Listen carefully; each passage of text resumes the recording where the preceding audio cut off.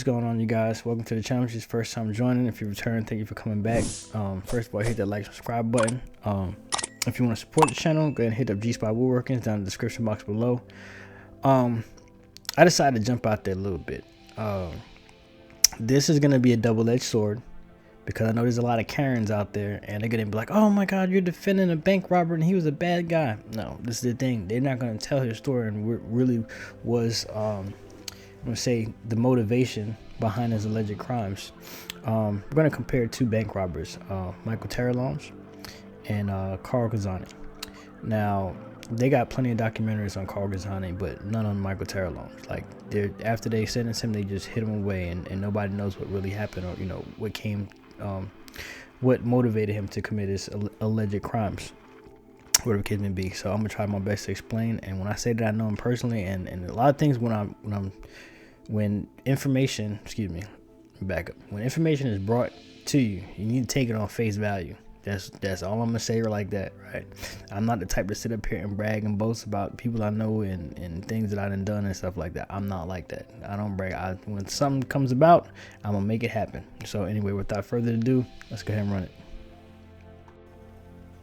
Okay, these are some letters over about a course of, I want to say, close to 2 years, and this isn't even all of them. So yeah, this is not fictitious. This is very, very real. You're gonna see here in a second. And then this one in particular right here, I'm gonna tell a story of this letter. On the back, we had end up getting in trouble for helping some people, and both end up in the hole. So as you can see here, Mr. Terrelonge's release date is set for 2063. He was known for dressing up and disguising himself with multiple different individuals. He had the authorities bewildered. They didn't know what to do. And mind you, this man does not have any type of formal education whatsoever. He just got put into a bad situation, and I guess they figured this is the only way to find some funds.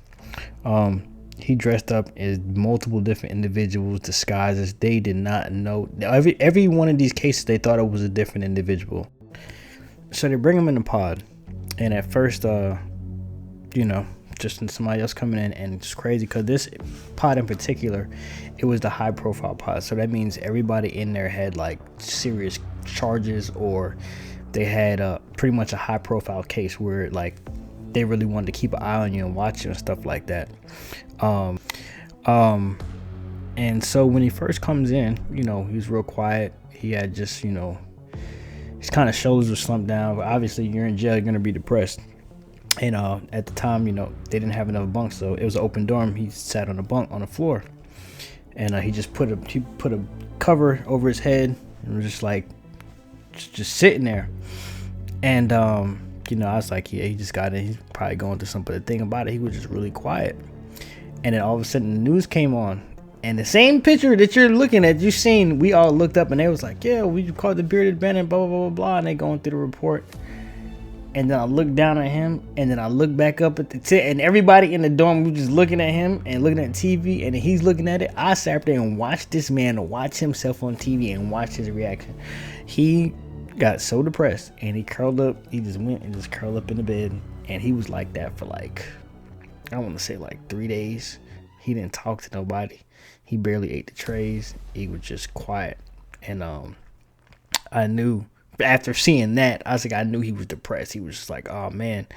And then I kind of went over to him and I was like, look, man, because the dudes in that pod, a lot of them was rats. So I said, look, man, you can't just sit there and do this. You know what I'm saying?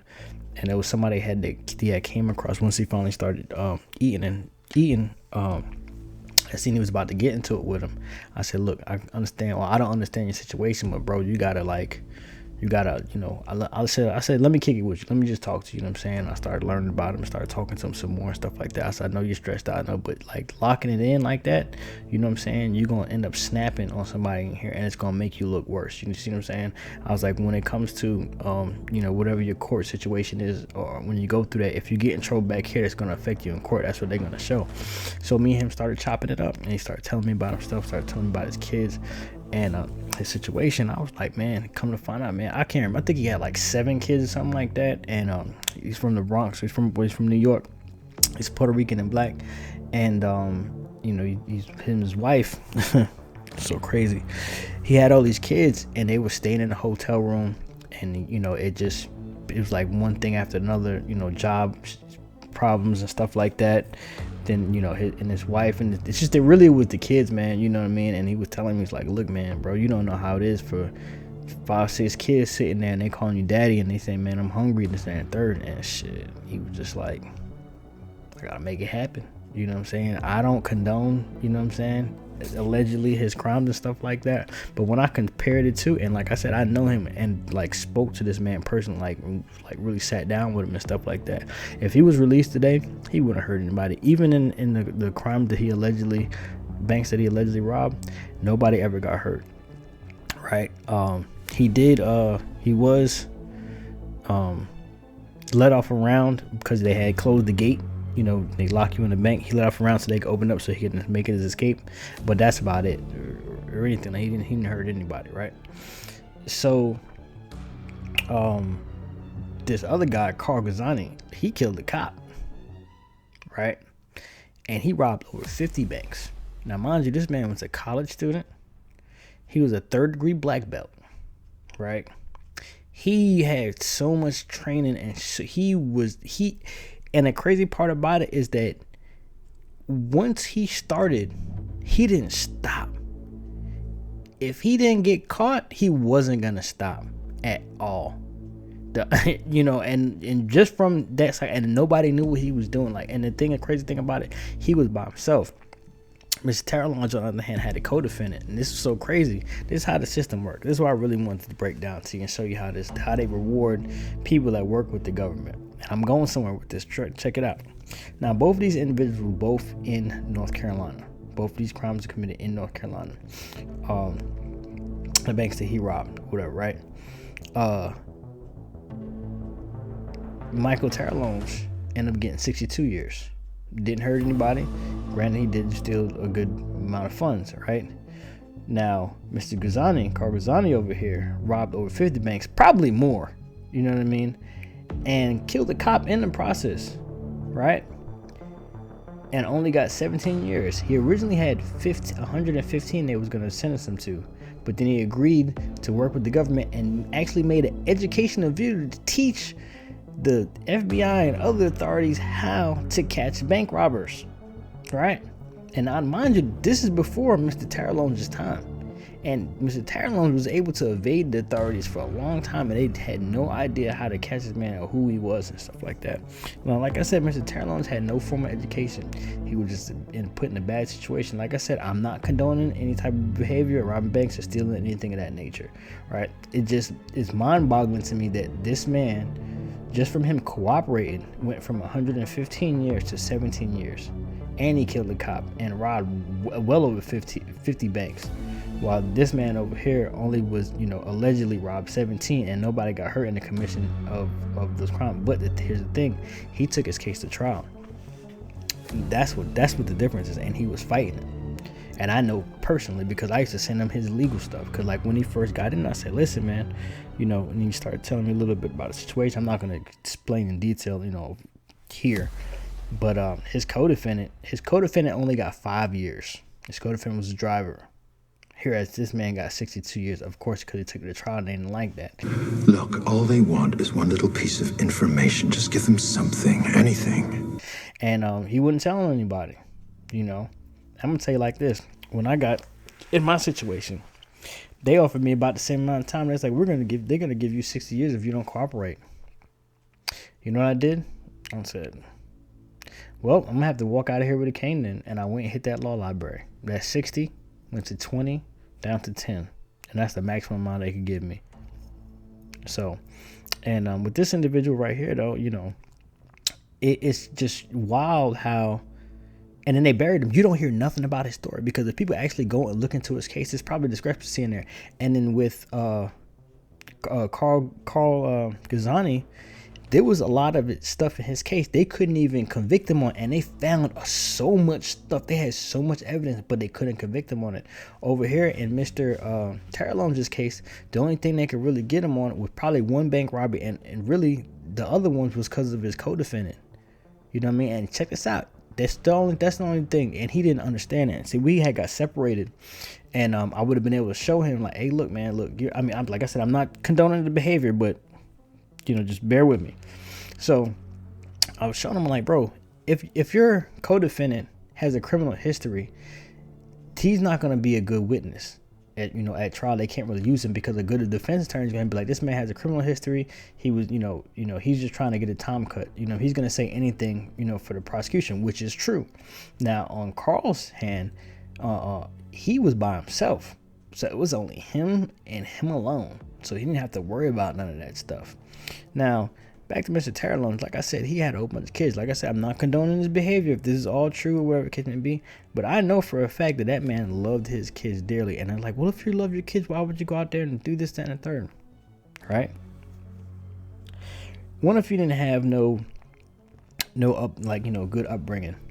And I really don't want to bash his wife, but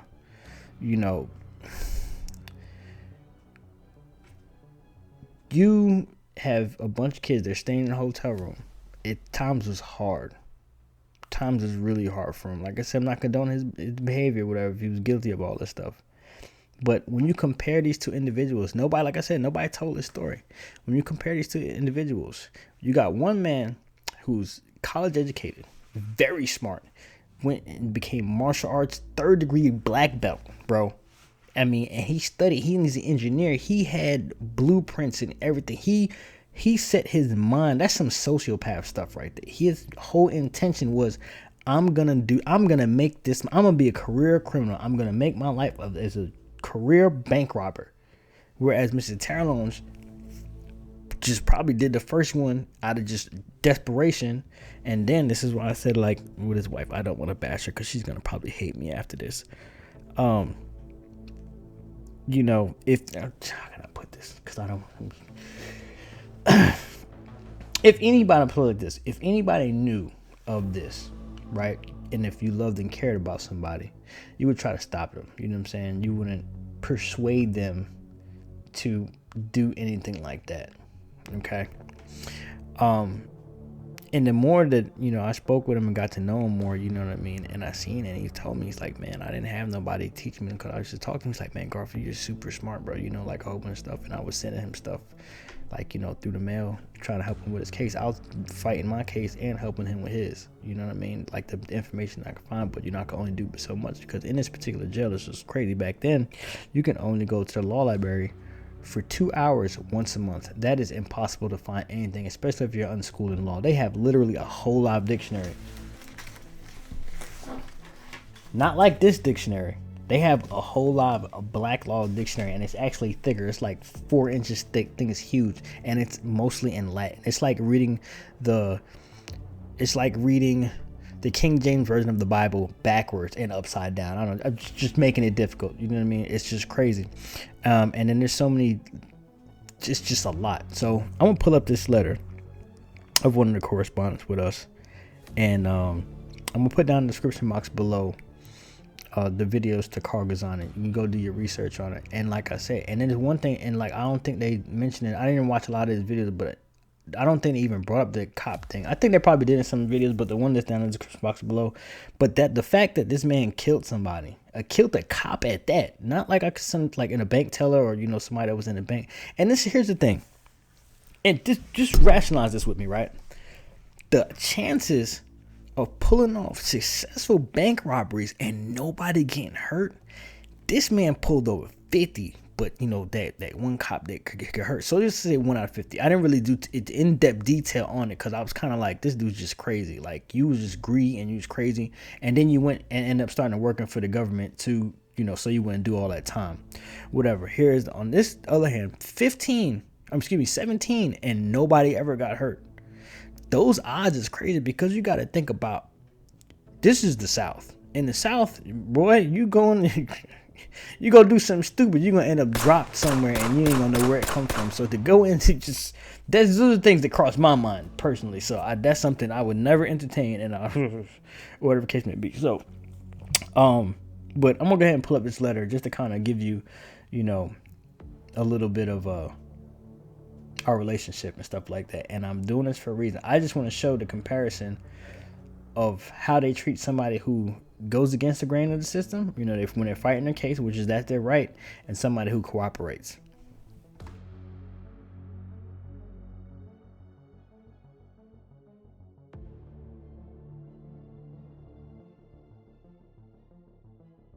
So, if you made it this far, thank you for I can't even get it right. Thank you for coming this far. If you made it this far, thank you. Listen, I'm about to drop a bomb at the end, but you got to just bear with me on this. I know this is kind of just reaching, but trust me, it'll all come together at the end of this video, and you're gonna be like, wow. So, Mr. Terrelonge, you know what I'm saying? Me and him got real close. This is how it pretty much had played out.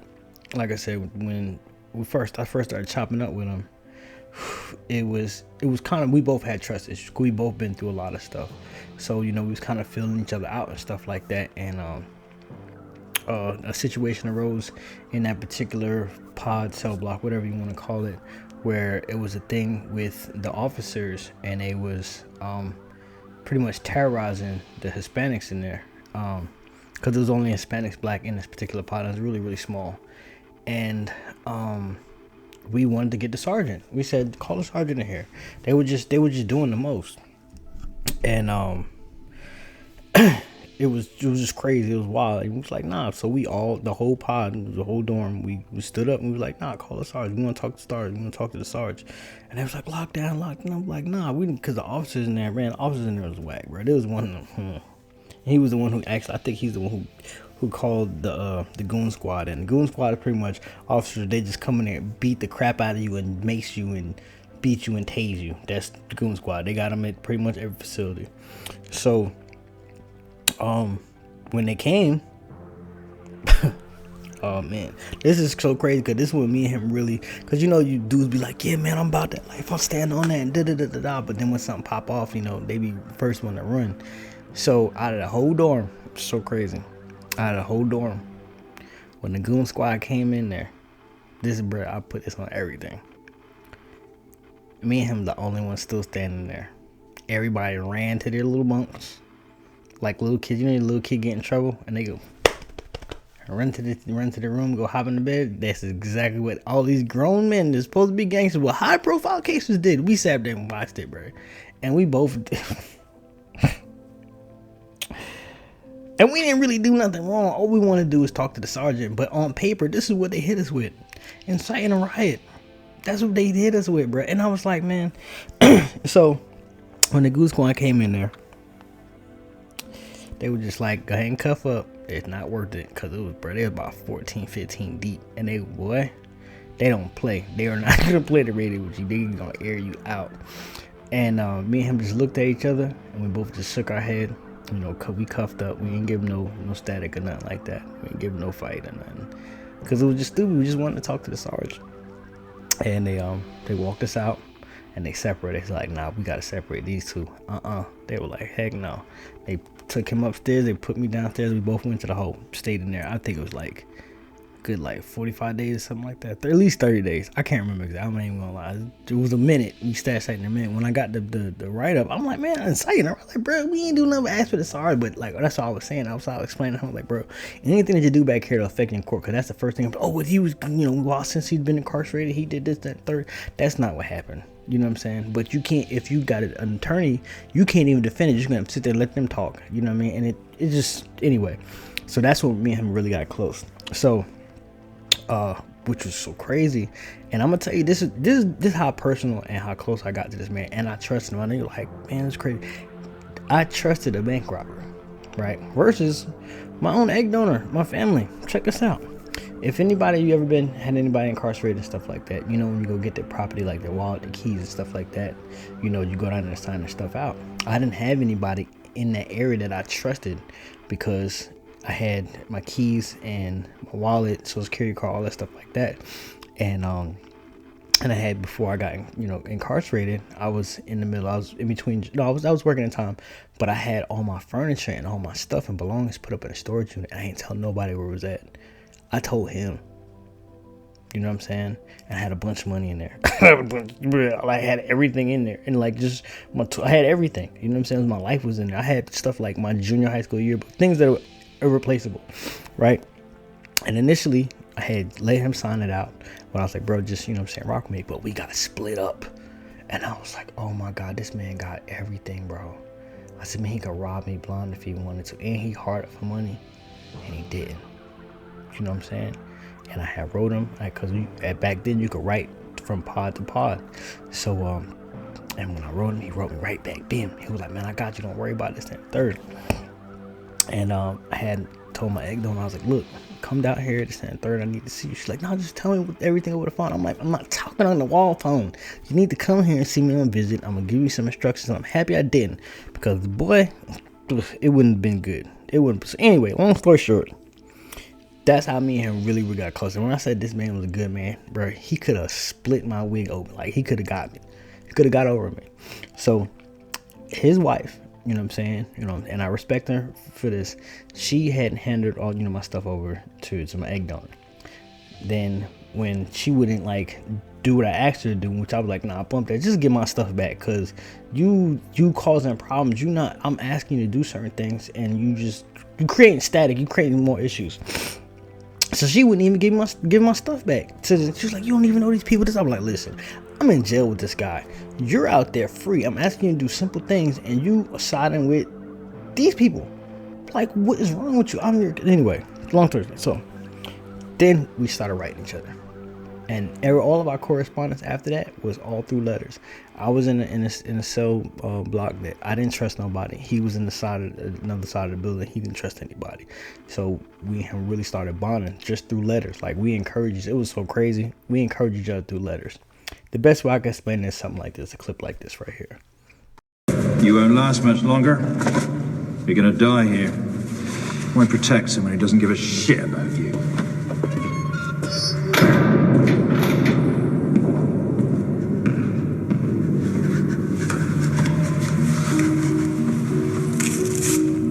I remember how the meaning of words began to change.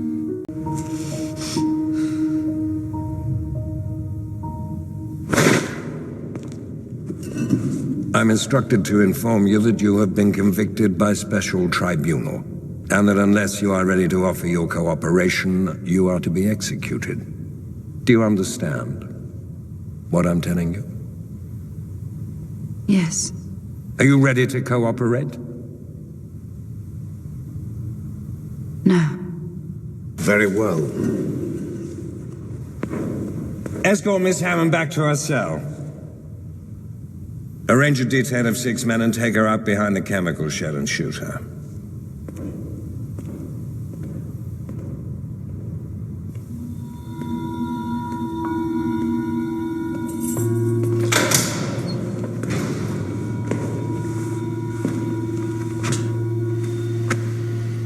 It's time. I'm ready. Look, all they want is one little piece of information. Just give them something, anything. Thank you. But I'd rather die behind the chemical sheds. Then you have no fear anymore.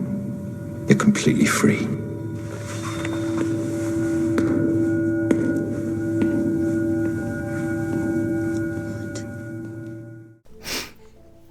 And so after that, like I said, I started sending him legal work and stuff, and because he was really just trying to fight his case, and he seen since his case was so high profile, his attorney was pretty much just trying to screw him over and stuff like that. But like I said, you can only go to the library like once. I think it was like once or twice a month. I can't. It's like, this is crazy, for only 2 hours. That's it. You know what I mean? And you can't get nothing done. This is before they, tablets and all this stuff like that. You had to go there. And the first time that I actually went, it was crazy because like it was just so much to try to take in, and I knew nothing about the law. This is where I wrote my first motion and everything. You know what I'm saying?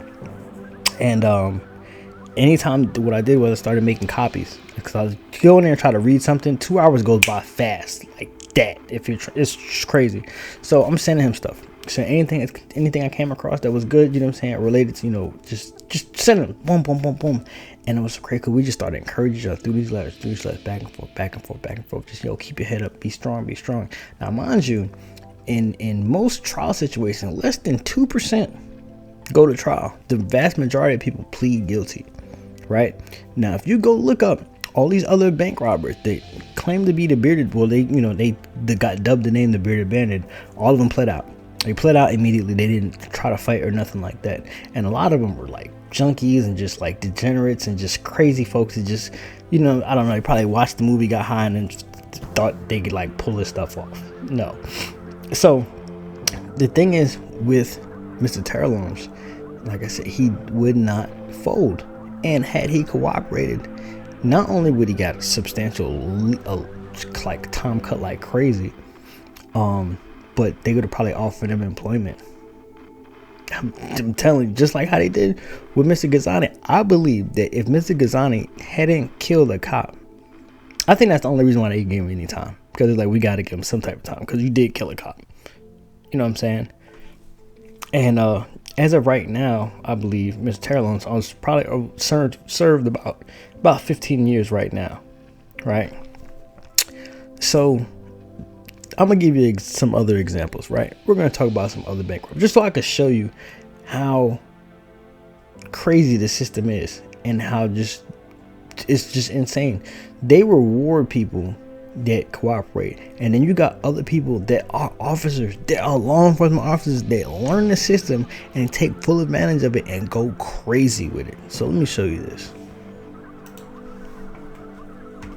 Good evening, I'm Ron Majors. And I'm Carol Marine. It was like a scene from a bad movie. Tonight, police sorting through details of a suburban shootout in high-speed chase has left one person dead and another behind bars.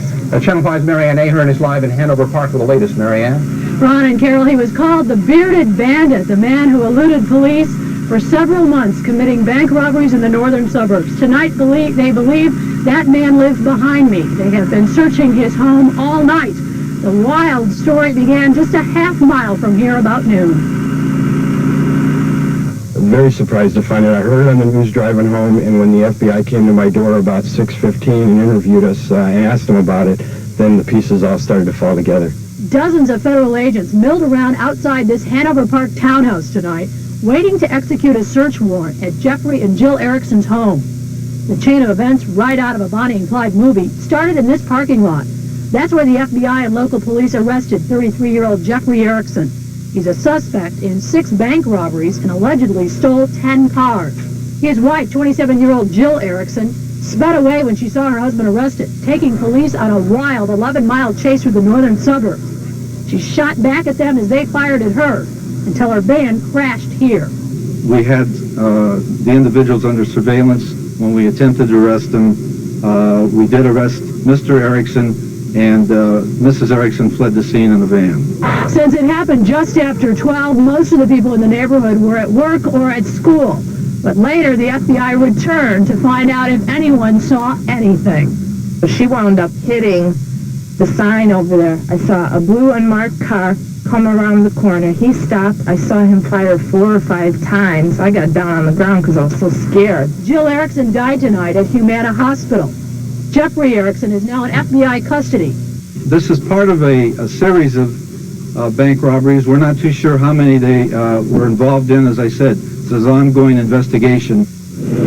Jeffrey Erickson did work as a police officer himself in Hoffman Estates for only 1 year. He was a trainee and was forced to resign. Hoffman Estates police say he never did handle any bank robberies there, but he did know that how the police handled different alarms. Erickson is also considered a suspect in the wounding of a Palatine police officer last month.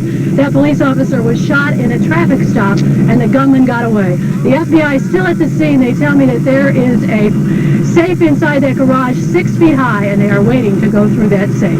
Live in Hanover Park, Marianne Ahern, Channel 5 News.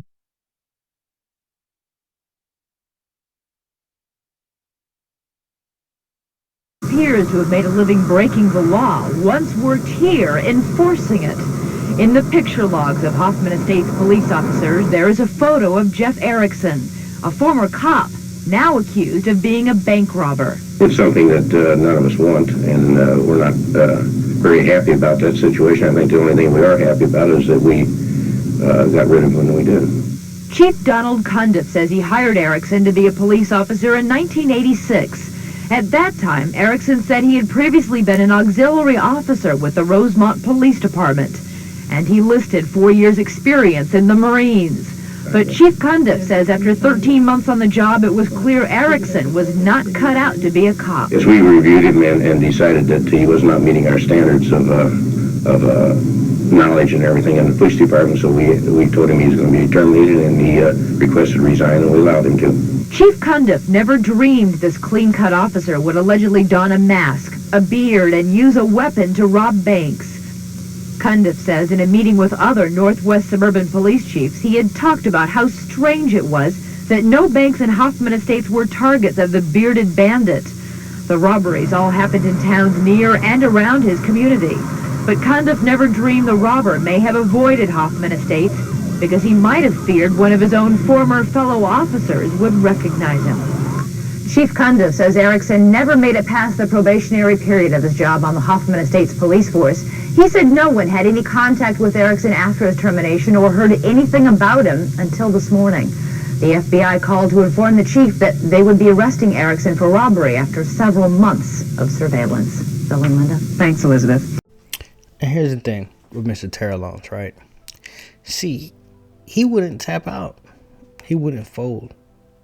And I can't do nothing but respect that, because even some of the baddest, toughest, roughest, all these so-called, they don't go that far, bro. They won't. Even if they don't understand the law and stuff like that, they just tap out. They get their turn in and just try to get the best plea, or they just tell on a whole bunch of people. And when I tell you, I've been around some people, some people, they're savages, bump it, they're straight savages.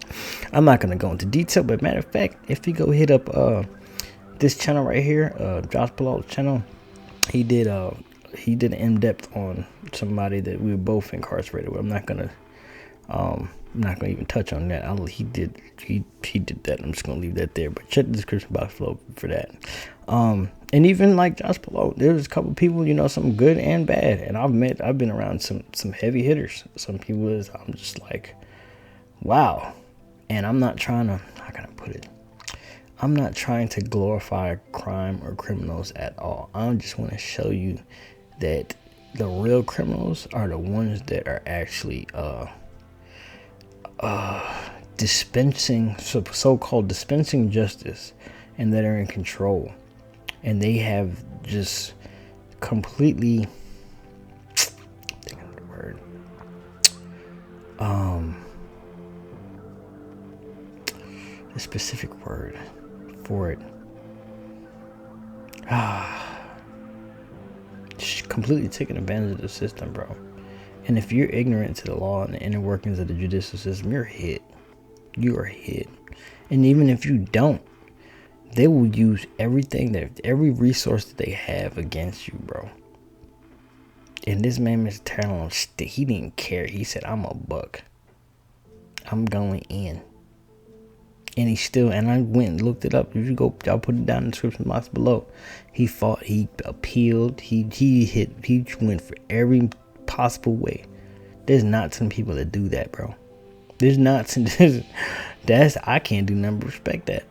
You know what I'm saying? Like I said, Karen's gonna be like, well, you're defending the criminals and third. You don't know. Think about it like this. All the people that just this group of people right here, their motivation was strictly selfish. They was for their own selfish reasons. They put people's lives at risk, and didn't care.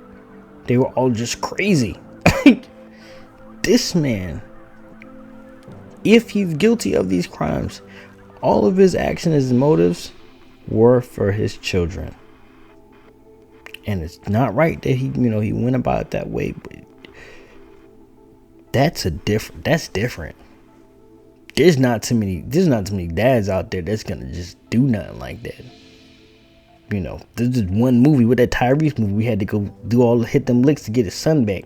This guy right here, straight like the real life. Like he didn't have to, get his son back and stuff like that. But he, like I said again, this is a double-edged sword, so it's kind of rough. But it is what it is, bro. But at the end of the day, look at everything as a whole, right? It's a lot of information to take in, I know, but something's got to give. Nah, it goes even deeper, right? Even with this chick, right? She's a forensic scientist, bro. She deals with all kind of evidence, DNA evidence, everything. And she was doing this for years. And the only reason why she got caught is because an intern turned her in. Intern came in there and was like working with her and was like, she's probably, this individual, whoever they are, they probably, was stood by the laws. Like, we're going to do this right. You know what I mean? And she seen how she was doing stuff. And think about how much she was getting paid. She was getting paid big, but they do stuff like this all the time. But they never get caught. They do it over and over again. And again, and again, and again. Again. You know what I mean? And never get caught. And luckily, we had somebody that would stand up that turned their butt in. They went against the grain and probably, kind of risked their life doing that. You know what I mean? But this is what I'm saying. The system is broken. It's been broken. There's so much corruption and so much crazy stuff.